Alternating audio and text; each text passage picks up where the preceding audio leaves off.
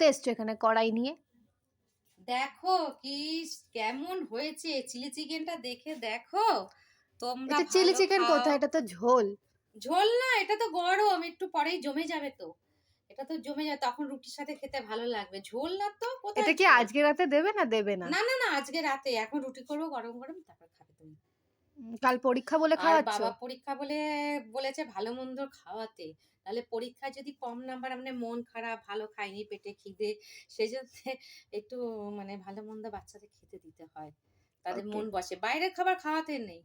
বাইরের খাবার খাওয়ালে পারে যদি কিছু হয়, বমি টমি হয় টয়, ওই জন্য বাড়িতে একটু বানিয়ে দিলাম হালকা করে, রুটি দিয়ে খাবে মেয়ে। এখন টাটা, বাই বাই। আছো। হ্যাঁ, আর এইটা কে? এটা এটা পাশে আমার কে ছিল? স্নো। তারপর বলো কি খেলে চিলি চিকেন? কেমন খেলে? আমার খুব ভালোই লেগেছে। চিলি চিকেন খেয়েছি, রুটি খেয়েছি, ডিম খেয়েছি, ভাত খেয়েছি, ডাল খেয়েছি, বেগুন ভাজা খেয়েছি। রাতের খাবারটা আমার হচ্ছে পরিপূর্ণ হওয়া চাই।